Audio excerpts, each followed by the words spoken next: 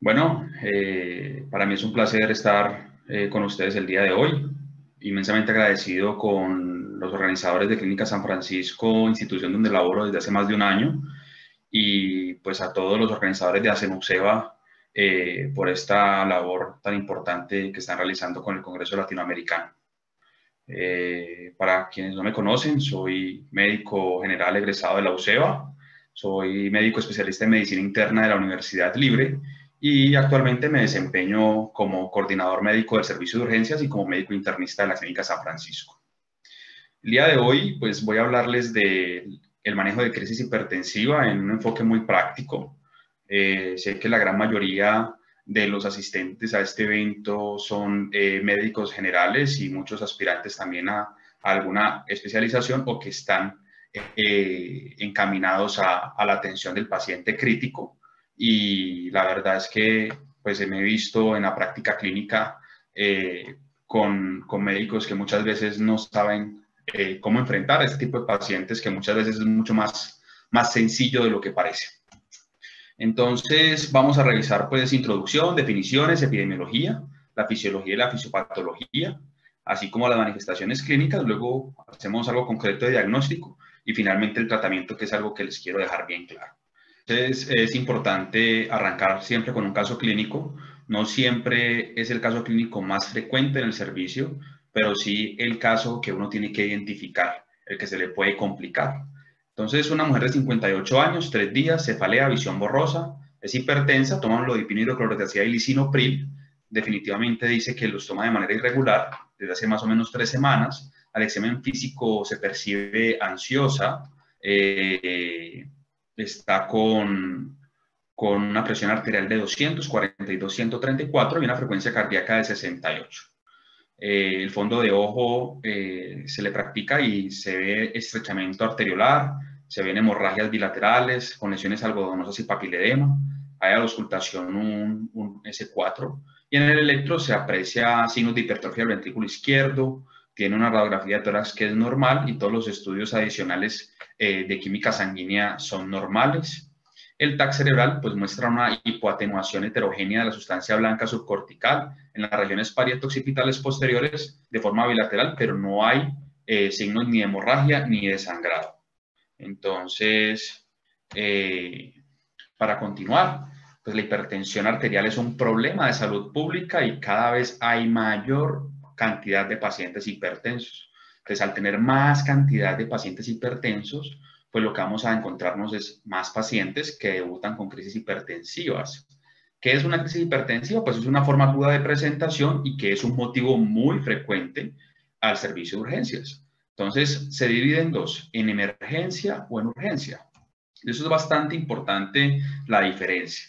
Recordemos que el American College en el 2017 cambió la definición de infarto y fue una definición bastante cuestionada, pero que todos debemos de conocer, donde habla que la presión arterial normal es menor a 120/80, pero que ya es elevada cuando estoy entre 120 y 129 sistólica y cuando tengo menos de 80 de presión arterial diastólica, que es estadio 1 cuando tengo entre 130 y 139 y entre 80 y 89, que era lo que antes se consideraba como prehipertensión y ahorita la consideramos como hipertensión estadio 1, y la estadio 2 es cuando tenemos más de 140/80. Hay algunos especialistas que gustan más de la inclinación o la tendencia de la Sociedad Europea, donde habla pues de una presión óptima, menor de 120/80, normal de 120/129 y de 80/84, una presión normal alta que ya nos permite tomar medidas terapéuticas con el paciente de acuerdo al riesgo cardiovascular que tenga, y la hipertensión arterial grado 1 que va a partir de 140 y 159 y de 90/99, ¿listo? Entonces, pues eso es importante que lo tengamos siempre, porque si no sabemos definir la hipertensión arterial, pues difícilmente vamos a saber definir crisis hipertensiva. Entonces, ¿cómo se define una crisis hipertensiva? Bueno, pues tenemos que es una presión mayor de 180/110 por definición. Algunos autores incluso consideran que sería mayor a 120 la diastólica. ¿Cuándo es una emergencia? Cuando hay un daño a órgano diana mediado por una hipertensión de instauración aguda. ¿Listo? Entonces, una emergencia es cuando hay daño en un órgano diana y urgencia es cuando usted solamente tiene cifras tensionales muy altas, pero no tiene compromiso de un órgano diana.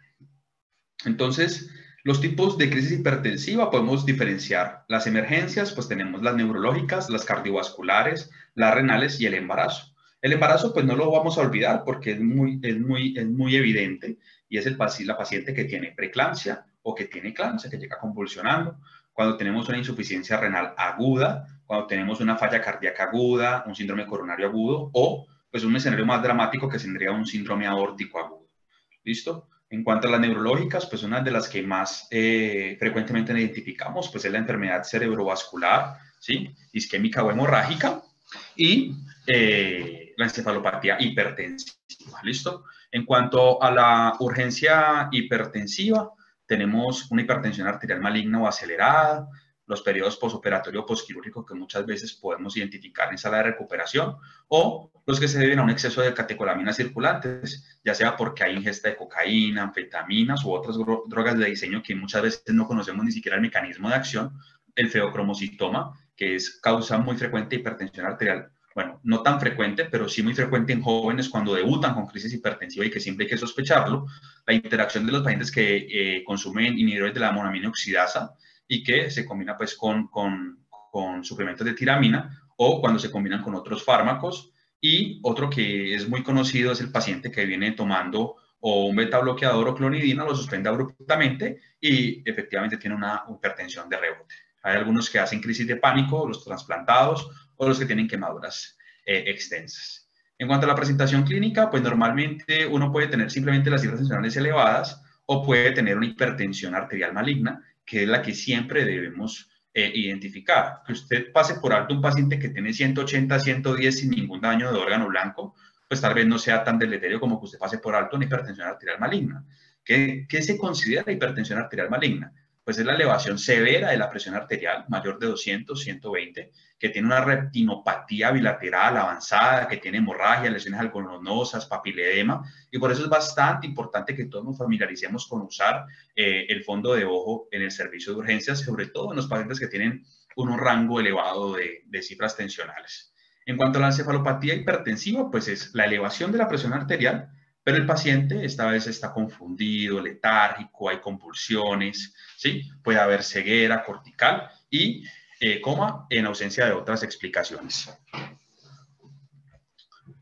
En cuanto a la microangiopatía trombótica hipertensiva, que esta es un poco más extraña de presentar, pero que también tenemos que tenerla presente, pues sería la elevación de la presión arterial y se relaciona con hemólisis, trombocitopenia y usted no tiene una causa diferente para explicar la situación.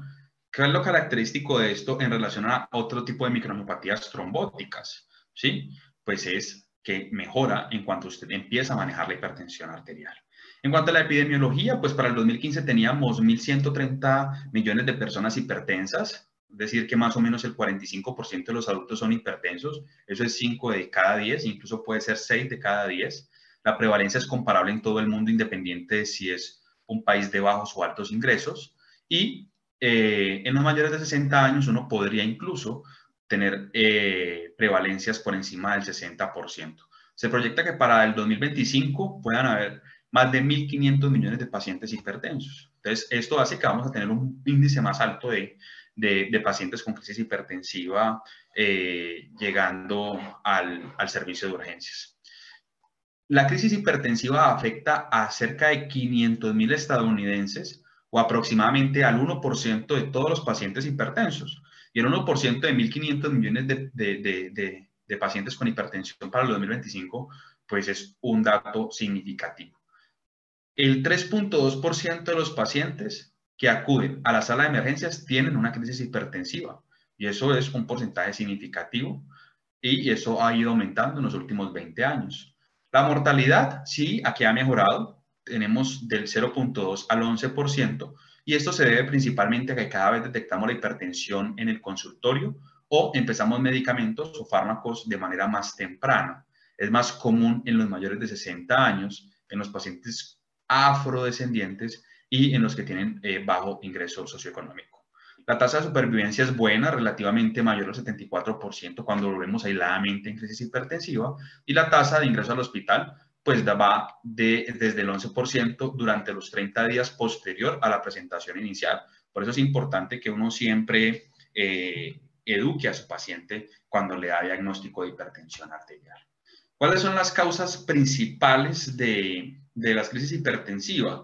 Eso es una tabla muy bonita del manual de diagnóstico y manejo de hipertensión arterial en Latinoamérica, donde tenemos a Patricio López, que este es el manual práctico de la guía LASH, que fue publicado en el 2015 y hay una actualización reciente.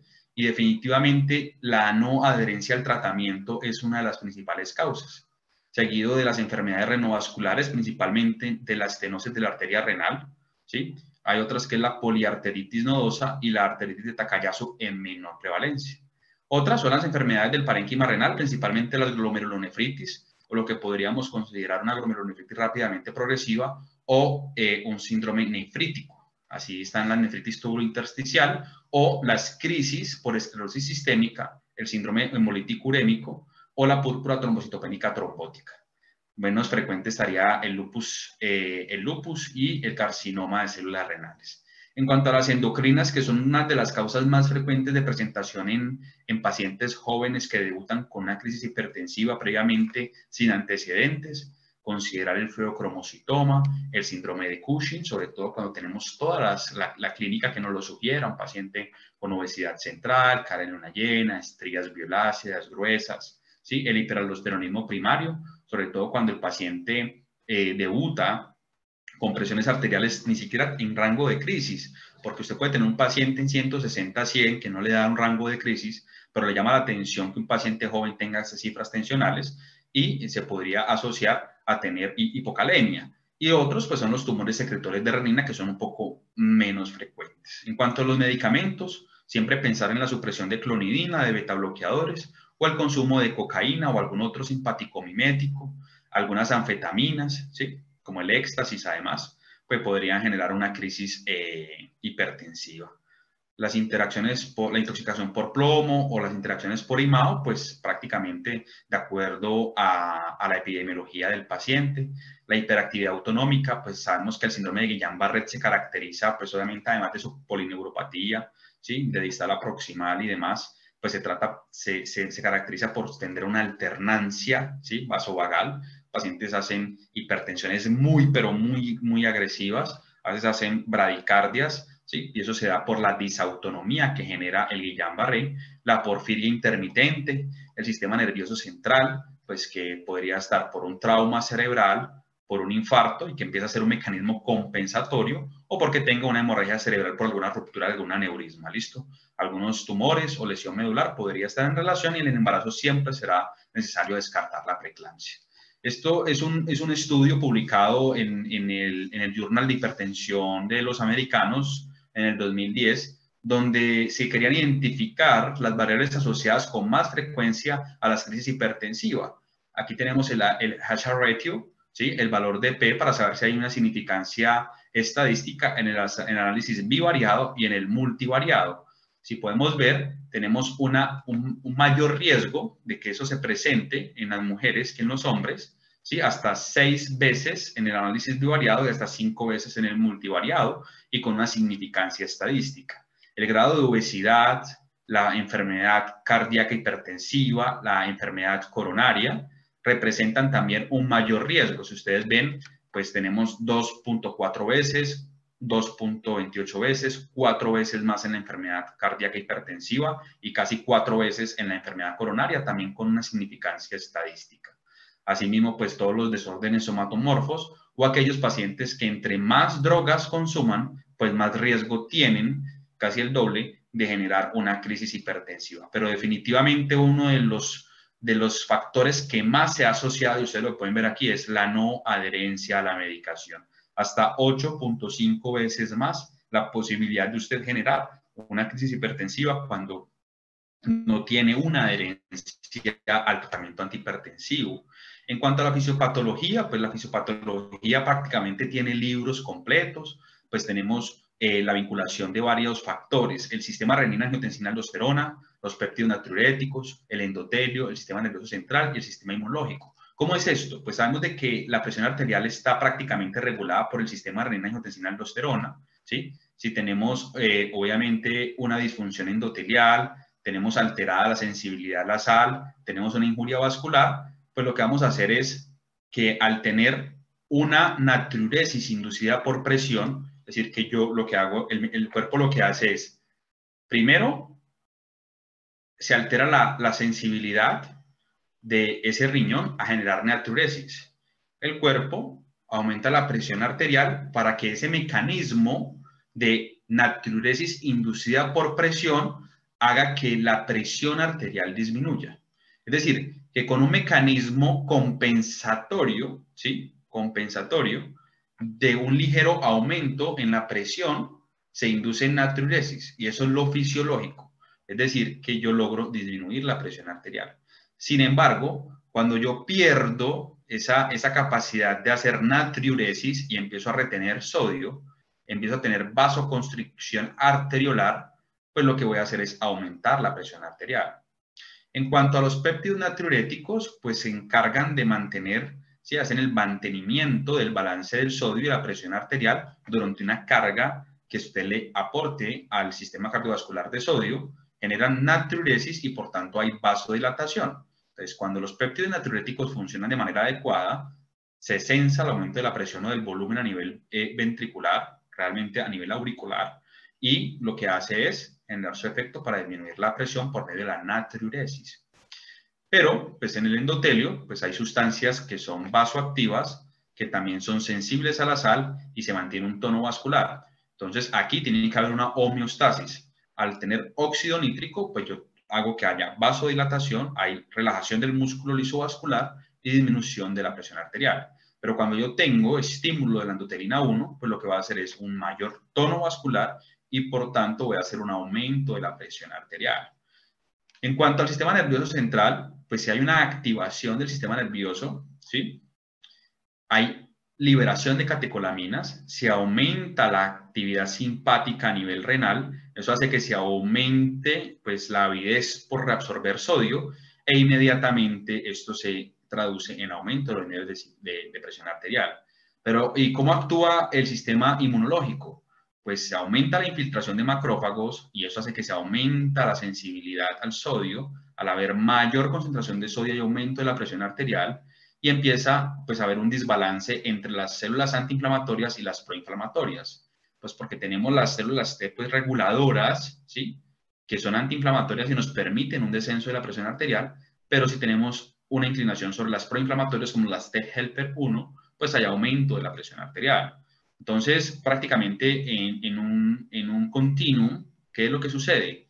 La resistencia vascular sistémica pues genera vasoconstricción, hay estrés mecánico más daño endotelial, eso se traduce en que yo tengo más permeabilidad vascular, y al yo tener mayor permeabilidad, pues activo, ¿sí? Mediadores a nivel del endotelio, que lo que terminan haciendo es una activación de la cascada de coagulación y de plaquetas, empiezo a tener depósitos de fibrina, y al yo tener depósitos de fibrina lo que termino haciendo es isquemia, y la isquemia en pequeñas áreas por las arteriolas, me va a generar liberación de mediadores vasoactivos y eso pues me va a llevar a tener una vasoconstricción mediada por el sistema renina-angiotensina-aldosterona.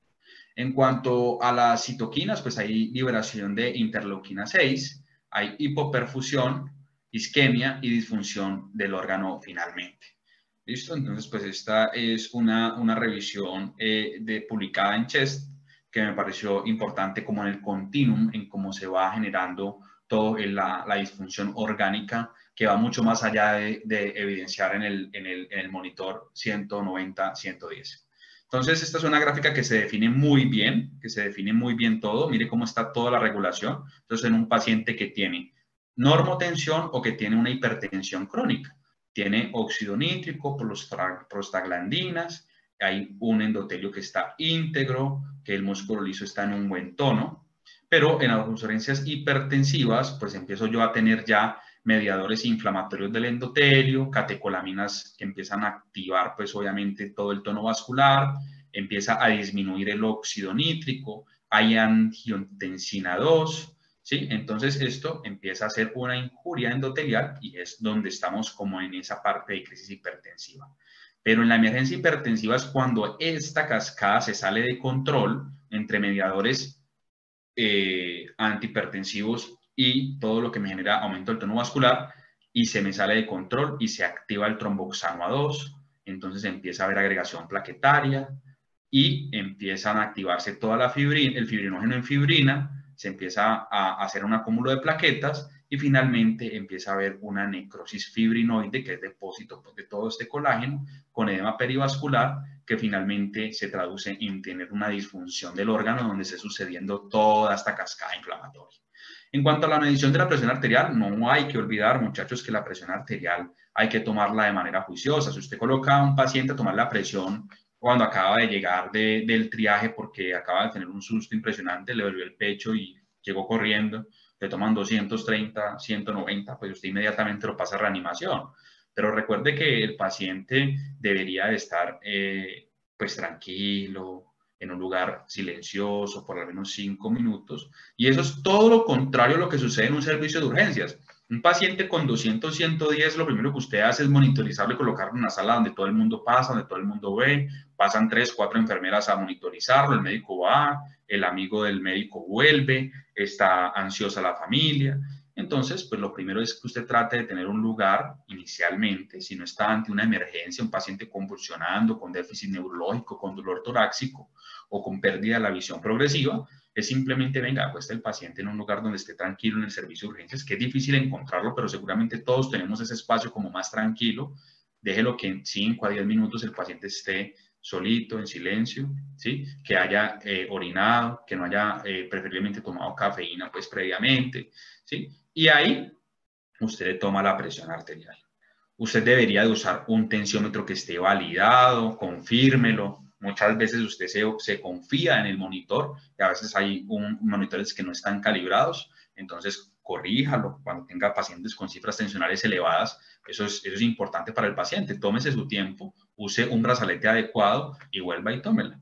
¿Listo? Entonces eso es importante que lo tengan en cuenta porque muchas veces no lo hacemos. De pronto ya todo lo demás, pues ustedes sí lo saben hacer de manera adecuada, traten de tomarlo en 2 ocasiones, si quieren lo toman en ambos brazos para que tenga 2 lecturas diferentes y pueda tener una apreciación coherente.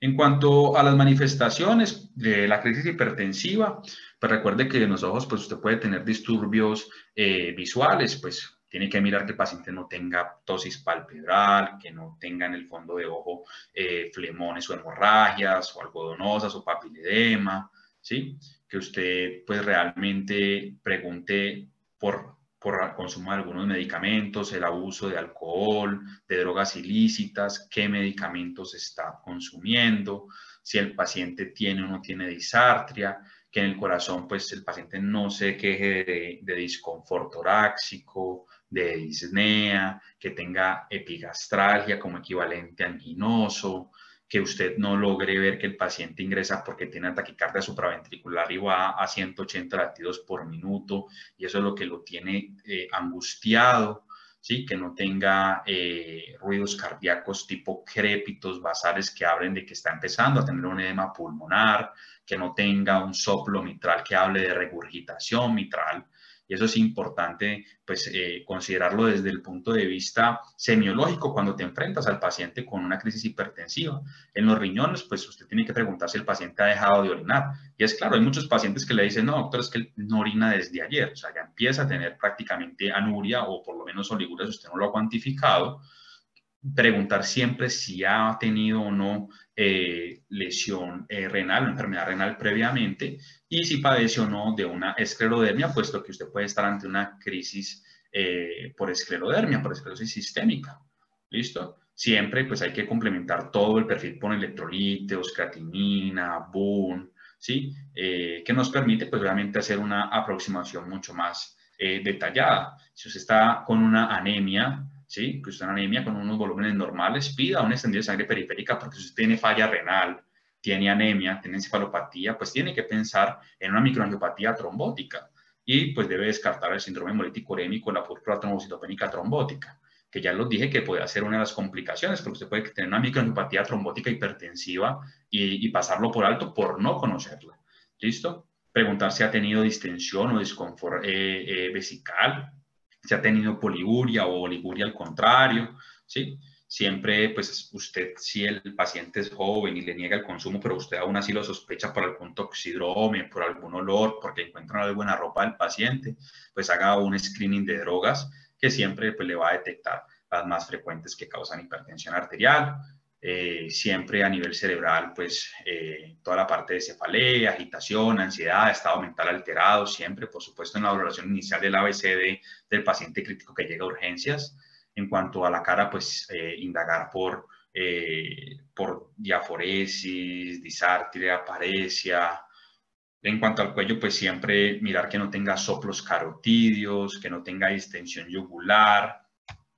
En cuanto a la aorta, pues obviamente que no tenga un dolor tenebrante o transfixiante que haya surgido repentinamente, comparar siempre la presión arterial contralateral, recuerde que puede haber una disociación, incluso una disociación de pulsos, y cuando usted lo sospeche siempre pida una radiografía de tórax para mirar si realmente el mediastino está ensanchado. Y en las extremidades, pues mirar que no esté el paciente con algún movimiento involuntario o con un déficit motor focalizado que nos permita identificar que el paciente está ante un deterioro neurológico. ¿Listo? Entonces, pues los signos de alarma de daño de órgano que se ven en una emergencia hipertensiva, pues a nivel cardíaco está siempre la disección aorta, la falla cardíaca aguda con disfunción del ventrículo izquierdo, el edema pulmonar agudo y la injuria miocárdica, la isquemia o la angina inestable. En cuanto a lo renal, pues usted puede tener una hematuria o puede tener una falla renal aguda o una crónica reagudizada. En cuanto a lo neurológico, puede estar ante un accidente cerebrovascular isquémico o hemorrágico. Puede tener cefalea, confusión o pérdida visual, así como una encefalopatía hipertensiva. Y a nivel oftalmológico, pues obviamente una retinopatía. ¿Qué le va a pedir usted a este paciente? Pues evalúe la presencia de daño a órganos diana en asociación con síntomas o signos. Entonces, un electrocardiograma, una radiografía de tórax, pida un uroanálisis para mirar el sedimento. Recuerde que el uroanálisis es la biopsia de aquellos pacientes con pobre desarrollo que no tenemos cómo realizar estudios más avanzados. Usted a un uroanálisis le puede mirar la densidad, le puede mirar si tiene cilindros granulosos, grasos, ¿sí? Si ese paciente tiene además hematuria, y mirar qué características tienen los glóbulos rojos, si son crenados para pensar en una glomerulopatía, si son bajos o no, si está concentrando la orina o si realmente está hipotónica, mirar los electrolitos en orina o a nivel sistémicos, principalmente el sodio y el potasio, ¿sí? Los biomarcadores cardíacos como las troponinas y si usted sospecha, pues obviamente una falla cardíaca, los péptidos natriuréticos sí cuenta con ellos. Además, el TAC de cráneo simple que nos permite descartar que haya una hemorragia, sobre todo si está en las primeras 6 horas, puesto que si es una isquemia no podría percibir en las primeras 6 horas algún cambio a nivel tomográfico y definitivamente una ecocardiografía cuando el problema que estamos viendo clínicamente está a nivel cardiogénico. Para ir finalizando, pues el tema que es de las cosas más importantes de la charla, pues es el tratamiento y por aquí les dejo la palabra clave. La palabra clave de esta conferencia es trauma, así que la tienen que anotar, tenerla clara. No olviden este algoritmo es bastante importante y los va a sacar de aprietos, traten de hacerlo. Presión arterial sistólica mayor de 180/210 o mayor de 110/120, evalúe clínicamente cómo está el paciente. No es lo mismo tener un paciente asintomático o que no tiene ningún indicio de gravedad a que usted sospeche un paciente con hipertensión arterial maligna. Es un paciente que progresa rápidamente hacia el deterioro neurológico, está muy encefalopático, puede tener injuria renal, puede tener alteraciones a nivel del hemograma. Entonces usted sospecha que el paciente está tóxico por la hipertensión. Entonces es una hipertensión maligna. Si usted tiene un compromiso vital con signos de gravedad, pues inmediatamente eso hace pensar en que usted tiene una emergencia hipertensiva. Y ante una hipertensión maligna o cualquier indicio de daño de órgano blanco o de compromiso vital, se considera una emergencia hipertensiva y inmediatamente tiene que canalizar un acceso venoso. Y esto tiene que hacer activar el traslado en ambulancia a un sistema de urgencias hospitalario. Esto es pensando en que usted está en un nivel inferior de atención, es decir, en la gran mayoría de los hospitales de nuestro medio. Pero si usted está asintomático o con ausencia de gravedad, que yo podría decir que en la práctica clínica es el 90% de los pacientes. ¿Por qué vino? No, porque me encontraron la presión alta. ¿Y qué siente? Nada. Ah, ¿cómo así? Venga a ver, acuéstese por acá en la camilla que yo les dije que le busquen, que esté tranquilo, que esté silencioso, ojalá que esté bien ventilada, fresquita, déjelo ahí un ratico y compruebe la presión arterial. Porque si esa presión arterial al rato de usted hacer esa mecánica que les explico, está normal, usted descarta que sea una crisis hipertensiva y la consideraría una pseudocrisis. Ah, usted lo dejó en un reposo, en un lugar tranquilo, usted mira si el paciente está muy ansioso, le pone un poquito de diazepam o clonazepam, si no cuenta pues en estos medios de contingencia de la pandemia con los benzodiazepinas, le puede poner un poquito de clonazepam oral o diazepam también de manera endovenosa, sin problema, y va y comprueba la presión arterial. Si haciendo esta maniobra el paciente mejora, usted el paciente lo que hace es optimizar el tratamiento antihipertensivo y mandarlo para la casa sin ningún otro estudio.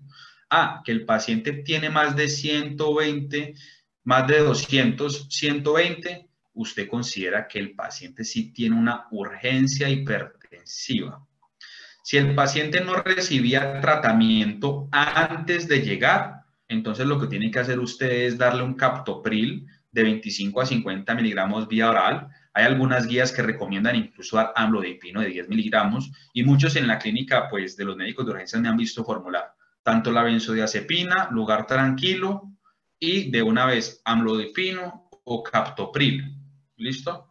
Eso es una de las cosas que uno más hace. No hay que hacerlo sublingual ni nada de esas cosas. Mire, es vía oral porque realmente se absorbe relativamente rápido, tiene un pico alrededor de 1 a 2 horas y por tanto usted puede lograr un objetivo terapéutico mucho más rápido. Y usted valora no antes de 1 hora, ojalá a las 2 horas el paciente está tranquilo, no tiene que monitorizarlo horrible, estresarlo más con 1000 cables, no. Evalúelo. Si la presión arterial está por debajo de 200, 120, mire que no es ni 120, 80, ni 140, 80, es menor de 200, 120. Usted lo que hace es control ambulatorio en 24 horas. ¿Listo? Cuando los pacientes recibían tratamiento, usted lo que hace es ajustarle el tratamiento antihipertensivo y poder mandarlo para la casa. Mire que uno puede, esos pacientes hipertensos crónicos con una urgencia que no tienen un daño de órgano blanco, es ajustar el tratamiento porque usted puede tomarse entre 2 horas hasta 24 horas para hacer un descenso progresivo del 25% de la presión arterial, porque ese paciente ya tiene todos los mecanismos contrarreguladores del flujo sanguíneo, ya sea renal, coronario, cerebral, que si usted le baja rápidamente la presión arterial, pues puede tener un perjuicio sobre los órganos. Entonces, en cuanto a la guía europea, pues establezca los órganos dianas que están afectados, porque eso le va a decir a usted qué tipo de intervención tiene que requerir. Entonces, causa precipitante para el aumento agudo de la presión arterial, pues puede afectar el tratamiento, por ejemplo, el embarazo. La escala de tiempo recomendada de la magnitud de la reducción de la presión arterial, pues realmente hay que hacer una reducción que sea segura y paulatina y progresiva. No hay que correr a ponerle un bolo de labetalol para llevar al paciente a normotensión en una crisis que usted no tiene daño ni cerebral, ni huella miocárdica, ni renal. ¿Listo? El tipo de tratamiento y hipotensión requerido, pues preferiblemente cuando usted va a tratar una emergencia, debería ser endovenoso, que tenga una vida media corta y que usted pueda titularlo poco a poco. Entonces, la urgencia hipertensiva es la que representa la mayoría de los que vienen con crisis al servicio. Es la manifestación más frecuente de una hipertensión esencial que no está controlada y el manejo de forma segura en el ámbito ambulatorio sin exponer a los pacientes a un riesgo de una disminución agresiva de la presión arterial. Es decir, que ustedes, muchachos, que de pronto estén en el consultorio y vean un paciente con 180, 110 y que está normal, asintomático, que usted hizo fondo de ojo, que usted lo auscultó, está bien, no lo manden para el servicio de urgencias a que le bajen agresivamente la presión. Ajústele la presión, cítelo al siguiente día y mire cómo va el ajuste que usted le hizo con los medicamentos.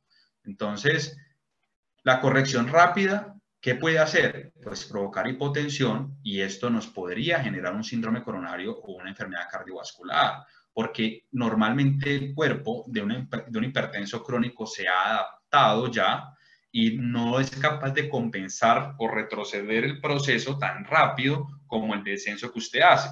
Entonces, usted necesita un volumen fijo para mantener la perfusión de los órganos vitales. Y eso lo ha logrado usted con presiones crónicamente por encima de 150.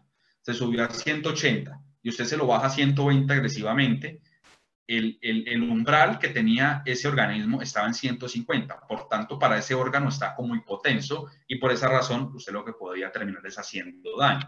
Entonces, el objetivo después de la exclusión de que usted ya no tenga ningún órgano comprometido, pues es reducir gradualmente la presión durante las siguientes 24 a 48 horas y lo hace para llevarlo a un rango de seguridad alrededor de 160 a 100, 160 a 95, pues según esta guía publicada en Clínicas de Norteamérica.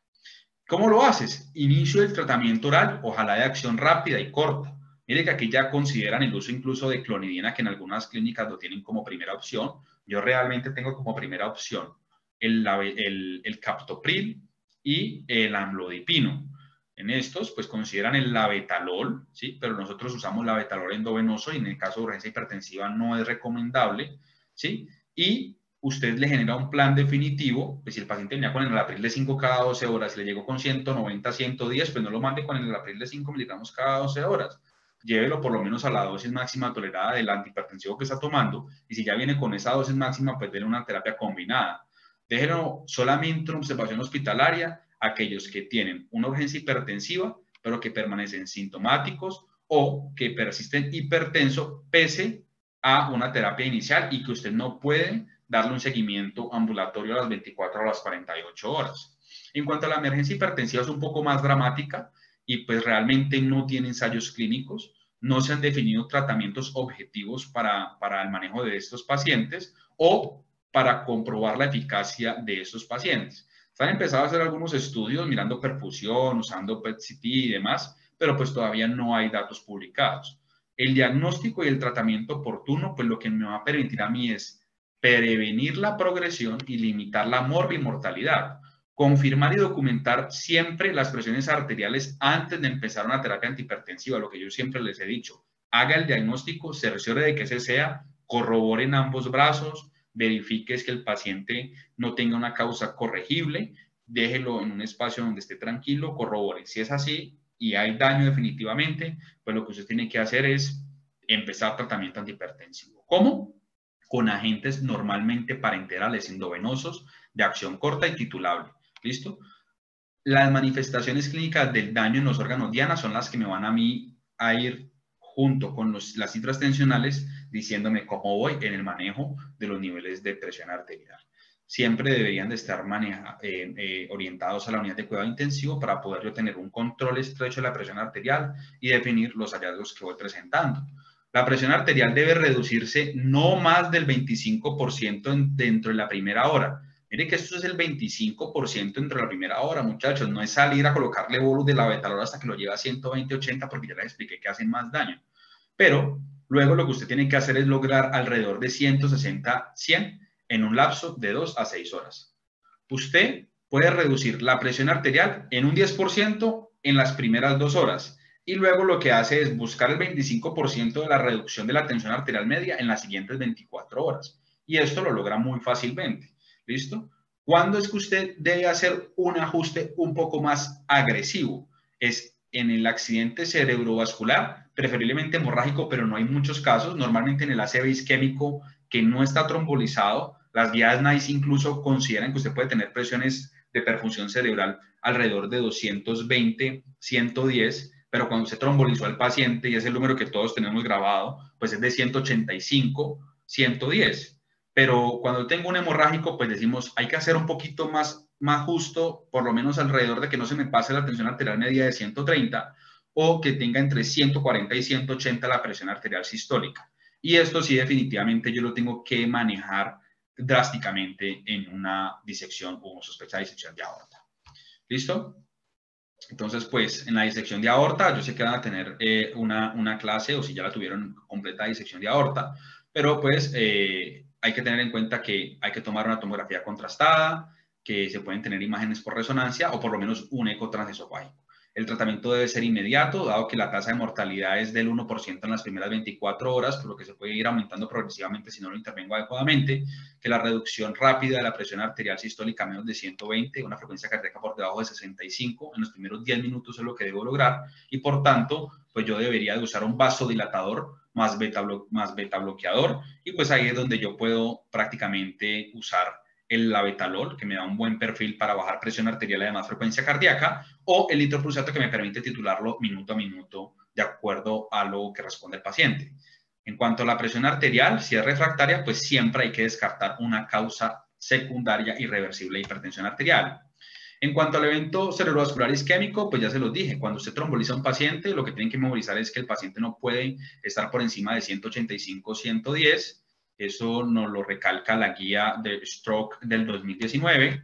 En cuanto a los pacientes que tenían, que no habían recibido trombolisis, como les decía, usted podría mantener presiones hasta de 220, 120, y lo que usted va a hacer es mantener esa presión dentro de las primeras 48 a 72 horas, ¿listo?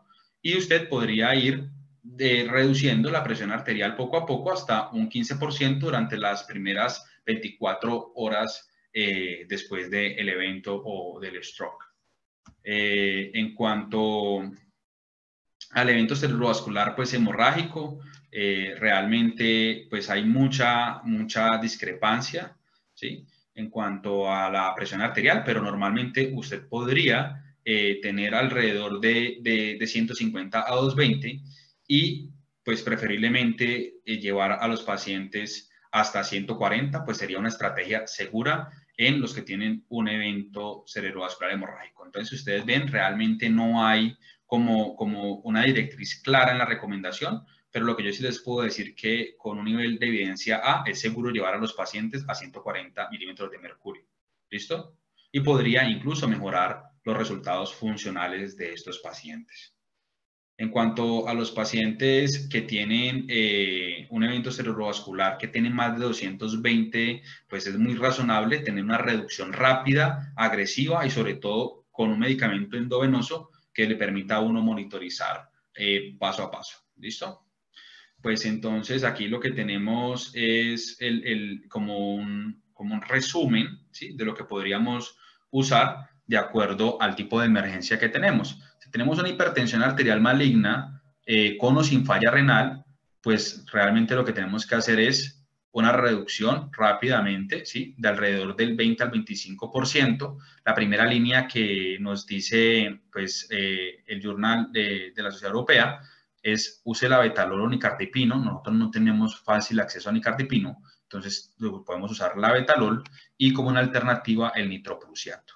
¿Listo? En cuanto a la encefalopatía hipertensiva, hay que reducir inmediatamente. Acuérdense que el paciente está encefalopático por las cifras tensionales en un 20 o 25%, y la primera línea es usar la betalol y alternativa nitroprusiato. Cuando tenemos un evento coronario agudo, pues inmediatamente hay que reducir la presión arterial por debajo de, por lo menos la sistólica, por debajo de 140.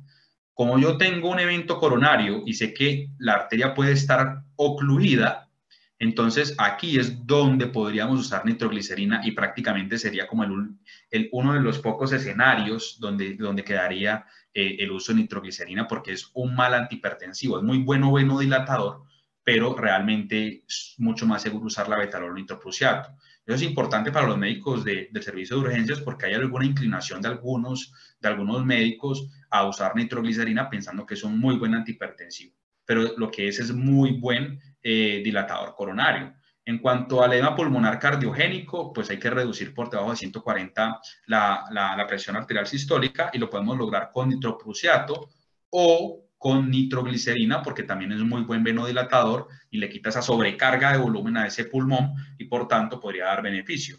Y esto pues obviamente ligado a un diurético de ACE. ¿Listo? No les digo la alternativa porque normalmente no contamos con urapidil. En la disección de aorta pues ya sabemos que hay que llevar al paciente rápidamente a menos de 120 milímetros de mercurio y ojalá tener menos de 60, eso dice la guía europea. Otros hablan de 65 latidos por minuto y por esa razón es que yo uso esmolol como beta bloqueador junto a nitroprusiato o en su defecto nitroglicerina, que también podría favorecerme llevar rápidamente al paciente a 120. ¿Listo?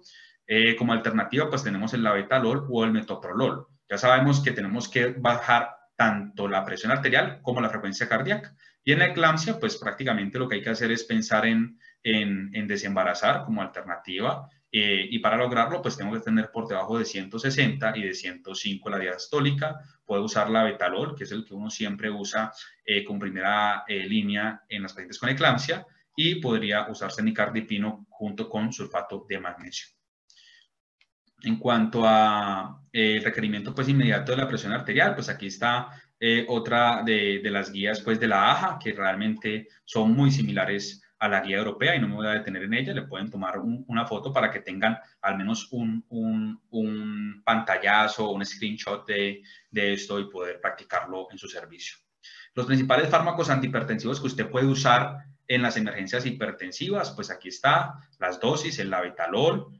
Ya sabemos que no es cardioselectivo, que es un beta bloqueador, pero que también tiene efectos sobre los receptores alfa y que usted puede usar un bolo de 20 miligramos y repetir dosis de 20 a 80 a intervalos de 10 minutos y no se debe pasar de 300 miligramos, que termina siendo prácticamente 3 ampollas. Usted podría dejarlo en infusión, pero tiene que estar muy, pero muy expectante sobre las cifras tensionales y la frecuencia cardíaca del paciente de 1 a 2 miligramos minuto. El inicio se logra a los 10 minutos y la duración de 3 a 6 horas. En cuanto al nitroprusiato, que es otro de los que más usamos, pues es vasodilatador arterial. Sabemos de que la perfusión va de 0.25 a 0.5 microgramos por kilogramo minuto, ¿sí? Normalmente no nos excedemos de 2.5, máximo 5 miligramos por kilo minuto, pero la guía pues habla de que usted podría llegar hasta 10 microgramos por kilo minuto. Usted ve prácticamente el efecto inmediatamente en la siguiente toma y cuando usted lo suspende el efecto termina a los 2 minutos. Por eso lo hace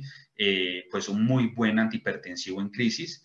Las indicaciones específicas pues sobre todo el edema agudo de pulmón, la nitroglicerina que es un venodilatador y bueno, usted puede arrancar entre 5 y 100 microgramos minuto. El mecanismo de acción también es rápido y sobre todo en el síndrome coronario agudo va muy bien. El nicardipino que no lo usamos, pues es un calcio antagonista dihidropiridínico. Yo realmente en reemplazo al nicardipino uso amlodipino. Normalmente, pues obviamente amlodipino no tenemos endovenoso, nicardipinos tampoco, entonces no me voy a detener en los demás. En cuanto al caso clínico, para terminar, pues se trataba de una emergencia hipertensiva, tenía un síndrome de encefalopatía posterior reversible, el paciente fue trasladado a la UCI, se empezó un tratamiento antihipertensivo endovenoso, la betalol con nicardipina, se logró un descenso de 20 a 25% de la presión arterial en la primera hora, llegó a 160, 100 y al egreso prácticamente ya para poderle dar egreso a un paciente que hizo una encefalopatía posterior reversible o PRES, conocido como PRES, pues el paciente ya debe tener un control de la hipertensión, no tener tratamiento endovenoso, no tener ningún síntoma, que usted lo que hace es un seguimiento semanal de este paciente. Para llevar a casa, pues las crisis hipertensivas se definen por encima de 180 a 110, algunos los definen por encima de 180 a 120, que es un fenómeno frecuente en urgencias, que la clasificación inicialmente es clínica solamente, que la identificación de daño en órgano blanco pues genera prácticamente un uso racional de las ayudas diagnósticas, que requiere de un manejo y un tratamiento agresivo y que las emergencias hipertensivas deben ser manejadas en UCI con tratamiento endovenoso y que las metas y su plazo para alcanzarlas depende de cada emergencia y asimismo el tipo de medicamento que yo voy a escoger para cada caso particular, que el tratamiento oral es el de elección para todos los pacientes que tienen una urgencia hipertensiva en el consultorio o en el servicio de urgencias. Y esto ha sido todo por hoy y espero que haya sido de todo su agrado, que lo pongan en práctica y encantado de estar en este congreso.